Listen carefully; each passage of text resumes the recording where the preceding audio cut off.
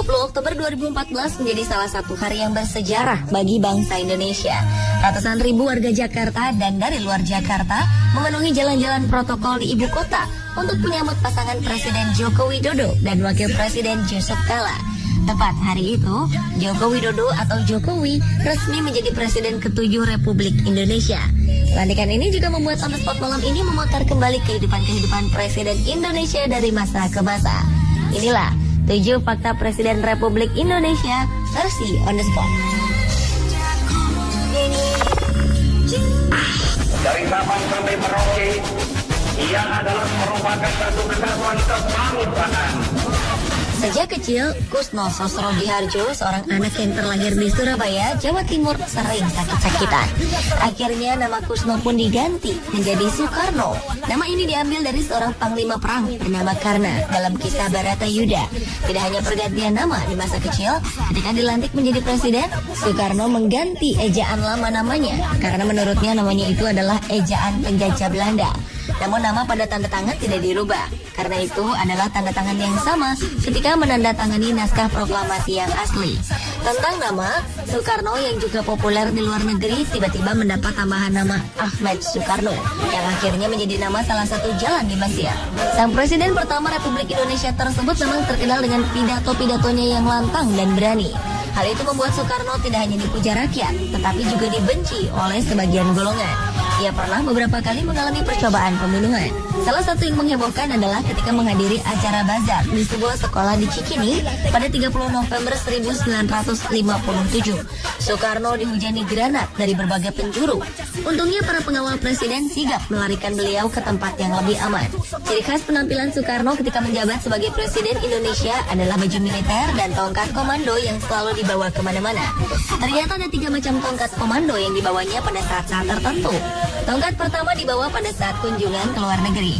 Tongkat kedua digunakan pada saat berhadapan dengan para jenderal. Sedangkan tongkat ketiga dipakai setiap kali ia berpidato. Jika terburu-buru, Soekarno selalu membawa tongkat komando yang biasa dipakai untuk berpidato. Banyak spekulasi tentang tongkat ini. Sebagian berpendapat tongkat tersebut merupakan rahasia kesaktian Soekarno yang selalu lolos dari percobaan pembunuhan. Namun dalam buku biografinya yang ditulis oleh Cindy Adams, Soekarno mengaku tongkat tersebut hanya pelengkap penampilan saja.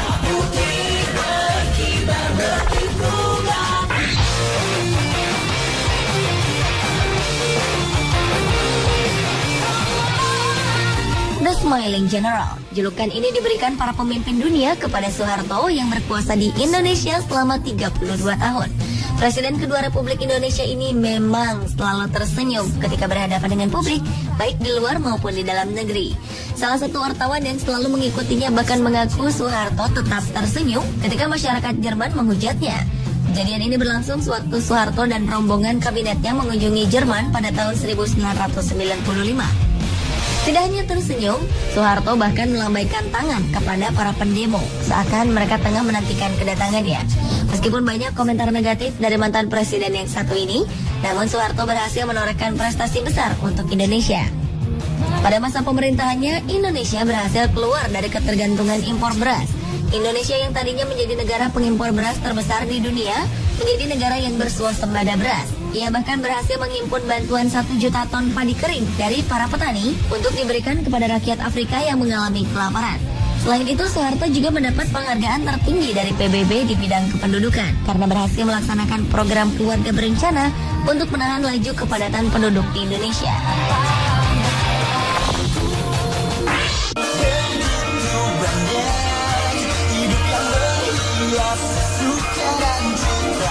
Baharudin Yusuf Habibie merupakan presiden ketiga Republik Indonesia menggantikan Soeharto. Berbeda jauh dari pendahulunya, Habibie adalah presiden yang paling singkat masa jabatannya, 1 tahun 5 bulan saja. Krisis moneter dan pergolakan politik pada tahun 1998 hingga 1999 menimbulkan perpecahan di seluruh Nusantara. Untuk meredam kekacauan tersebut, Habibie mengeluarkan Undang-Undang Otonomi Daerah yang memberikan kesempatan bagi daerah-daerah di luar Jakarta untuk berkembang. Pada masa pemerintahannya, Habibie sering kehilangan kesabaran dan cenderung bertindak cepat. Para menteri pada masa itu mengaku merasakan semangat berdemokrasi jika Habibie memimpin sidang kabinet. Semakin panas perdebatan antara para menteri, Habibie semakin bersemangat memimpin rapat. Menjadi presiden di masa peralihan dari rezim Orde Baru ke era demokrasi memang sangat berat. Pertanggungjawaban Habibie sebagai presiden ditolak oleh sidang MPR. Salah satunya karena Timor Timur lepas dari wilayah Indonesia. Menyadari kekurangannya, Habibie dengan lapang dada menerima dan memutuskan tidak akan mencalonkan diri lagi sebagai presiden. Setelah itu Habibie keluar dari dunia politik dan lebih banyak berkarya di bidang ilmu pengetahuan dan teknologi. Kecerdasan presiden ke Indonesia ini memang di atas rata-rata. Ia memiliki 46 hak paten dunia di bidang teknologi penerbangan. Belum ada yang menyamai prestasi itu. Doktor dari Jerman ini juga berhasil membuat sebuah pesawat untuk NASA, organisasi pemerintah Amerika yang berhubungan dengan luar angkasa. Untuk Indonesia sendiri, ia merancang sebuah pesawat N250 yang dikerjakan oleh 100% insinyur Indonesia. Kalau tidak ada krisis moneter, pesawat ini diramalkan bisa mendominasi dunia penerbangan kategori turboprop.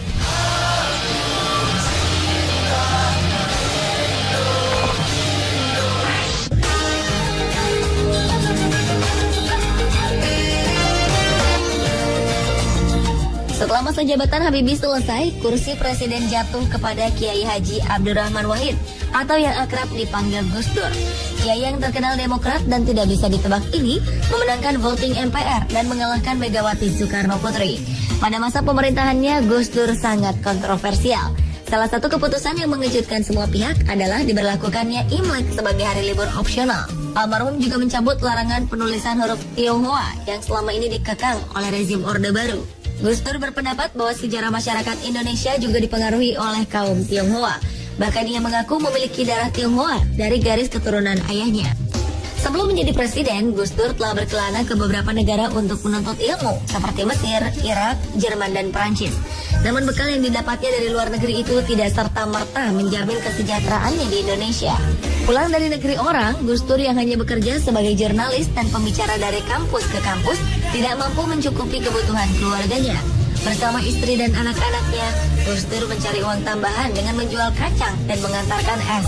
Meskipun seorang kiai, di keluarga Gus Dur mengajarkan kehidupan yang liberal dan tidak membeda-bedakan gender. Tugas rumah tangga dibagi rata. Tidak ada perbedaan antara laki-laki dan perempuan. Menurut pengakuan anaknya, Alisa, ayahnya ini mendapat tugas mencuci pakaian di rumah.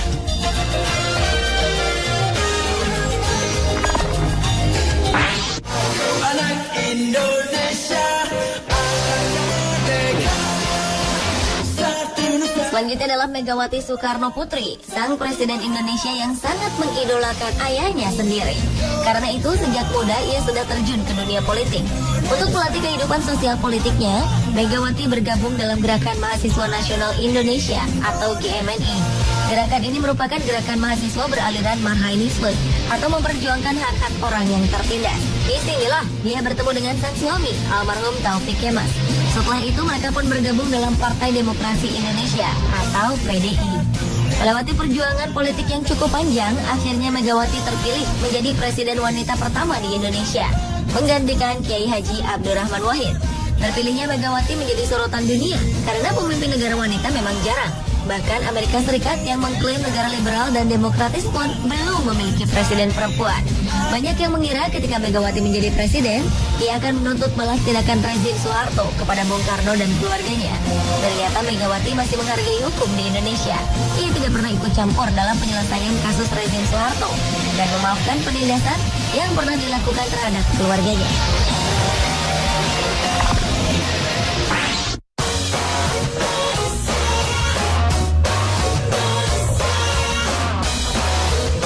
Setelah Megawati lengser dari kursi presiden, Susilo Bambang Yudhoyono atau SBY yang tadinya menjadi Menteri Koordinator Politik dan Keamanan pada masa kekuasaan Megawati, terpilih menjadi Presiden Indonesia ke-6.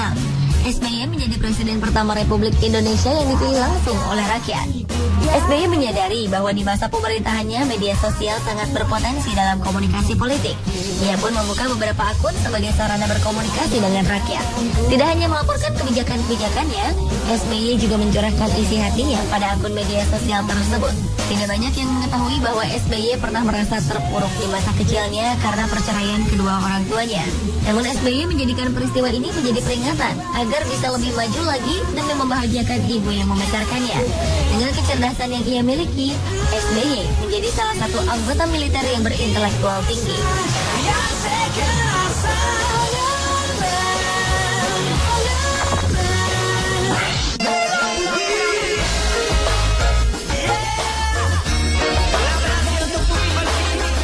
Presiden Republik Indonesia yang ketujuh adalah Joko Widodo atau Jokowi. Terpilih menjadi presiden memang tidak pernah menjadi cita-cita seorang Jokowi. Dengan kecerdasan yang ia miliki, Jokowi berusaha menyelesaikan pendidikannya hingga mendapatkan gelar sarjana dari Fakultas Kehutanan Universitas Gadjah Mada. Proses menyelesaikan pendidikan ini juga tidak gampang dilalui. Beberapa kali Jokowi mengalami kendala keuangan. Berdagang, mengojek payung, dan menjadi kuli panggul adalah pekerjaan yang ia lakoni semasa kecil. Namun dengan semangat yang tinggi, Jokowi berhasil menjadi pengusaha kayu dan mengirim hasil produksinya hingga ke Eropa. Ada sebuah hobi Jokowi yang belum terlaksana di Istana Negara sejak ia dan keluarga menempati istana tersebut. Belum ada kodok-kodok berkeliaran di sana. Pasalnya, selain kucing, Jokowi juga suka menangkap kodok dan melepaskan mereka di pekarangan rumah. Ketika menjadi wali kota Solo dan gubernur DKI Jakarta, Jokowi juga melepaskan kodok-kodok di pekarangan rumah dinasnya. Ketika hujan datang, ia senang menikmati paduan suara kodok yang membuat suasana rumah menjadi lebih natural. Karir politik Jokowi bermula ketika menjadi wali kota Solo. Berbagai gebrakan ia lakukan hingga menentang atasannya sendiri, Gubernur Jawa Tengah Bibit Waluyo. Pada waktu itu Bibit menyindir Jokowi sebagai orang bodoh karena menolak pembangunan pusat perbelanjaan lahan bekas pabrik es Sari Petojo. Menurut Jokowi, pembangunan tersebut akan menggusur pasar tradisional rakyat. Tindakan ini membuat namanya menjadi lebih populer.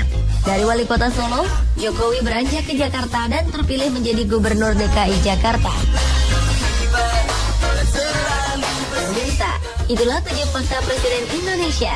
Terima kasih atas pelayanan presiden-presiden terdahulu. Dan selamat bekerja Presiden Joko Widodo. Harapan rakyat bergantung di pundaknya.